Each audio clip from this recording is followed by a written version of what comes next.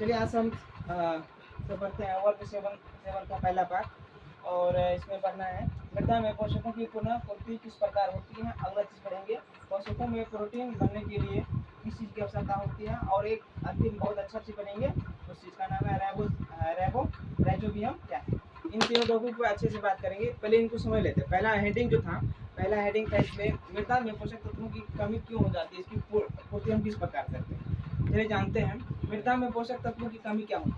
जैसे मृदा का मतलब होता है मिट्टी, जहाँ पर जिस मिट्टी पर अच्छी मात्रा में पोषक तत्व उपलब्ध होते हैं वहाँ पर पोषक तत्वों की कमी नहीं होती। पोषक तत्व यह होता है जो पेड़ पौधे को पोषक पदार्थ पेड़ पौधों को जो है ना उसकी वृद्धि में बहुत अच्छे से मदद करते हैं। तो इसमें समझना है कि मृदा में इसकी कमी क्यों हो जाती है। जब हम लगातार कंसिस्टेंटली अगर हम पौधों को एक ही जगह पर और बार बार बहुत लंबे समय तक अगर उसको एक ही जगह पर लगाते हैं तो जिस जगह पर हम लगाते हैं वहाँ की मिट्टी में से पोषक तत्व जो है ना संश्लित होकर के दूसरे पौधे के अनेक भाग में यूज हो जाते हैं। इनसे क्या हो जाती है उस क्षेत्र में उस पोषक तत्वों की कमी हो जाती है। फिर से इसको बता देते हैं कि जहाँ पर हम पेड़ पौधे लगाते हैं वहाँ की पौधे जो है ना जिस मिट्टी पर लगे रहते हैं वहाँ की मिट्टी से पोषक तत्वों को खींच लेते हैं अपने भोजन के रूप में उसका यूज करते हैं।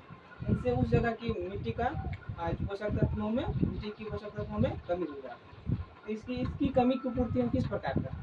अब इसमें हम सब जानते हैं कि अच्छी उपज और अच्छी फसल के लिए हमें मिट्टी में उर्वरक चीज मिलाना पड़ता है। उर्वरक चीज में यानी खाद भी हो सकता है और खाद में बहुत प्रकार के तत्व पोषक तत्व उपलब्ध होते हैं।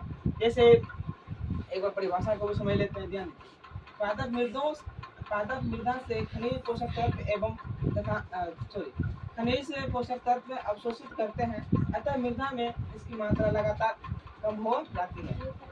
उर्वरक एवं खाद में नाइट्रोजन पोटेशियम फास्फोरस जैसे पोषक तत्व होते हैं। पादपों के उपयोग से इसकी मात्रा में कमी हो जाती है।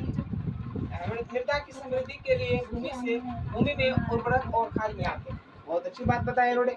क्या बताया कि अगर हम एक ही यानी पौधे को अगर हम कहीं पर लगाते हैं तो उसकी बार बार यूज से वहाँ की पोषक तत्वों में कमी हो जाती है।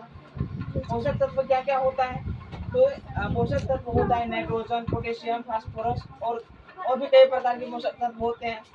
और यह सब हमें कृत्रिम रूप से भी मिलते हैं। और इसको जब हम मिट्टी में इसको डालते हैं वहाँ से मिट्टी में डालने से क्या होता है कि वृद्धि हो जाती है।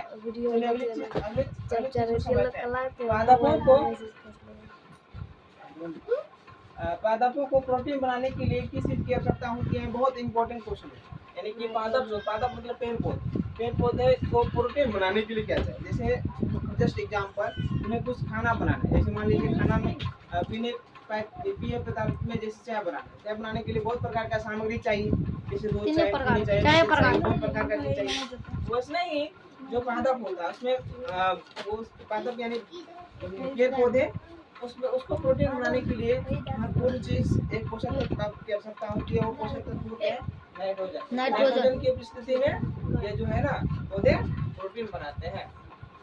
चलिए आप अगला चीज जानते हैं राइबोसोम क्या है। राइबोसोम क्या होती है कि वायुमंडलीय में नाइट्रोजन को विलेय पदार्थ में परिवर्तित करने वाले जीवाणु को राइबोसोम कहा जाता है।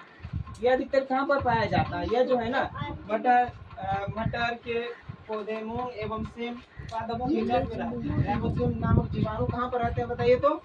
ये जो है ना मटर मूंग चना आदि छोटे छोटे पेड़ सेम पादपों के जड़ों में रहते हैं। ये वहाँ पर क्या करते हैं तो अपघटित करके विलय पदार्थ को यानी नाइट्रोजन को विलय करके विलय में परिवर्तित करके वो जो है ना विलय परिवर्तित कर देते हैं। और इनसे क्या होती है तो उन्हें नाइट्रोजन जो है ना उसकी अच्छी पूर्ति हो जाती है। चलिए यहीं तक था इसमें। चलिए एक बार मोबाइल को ऐसे मूव करके बनाइए।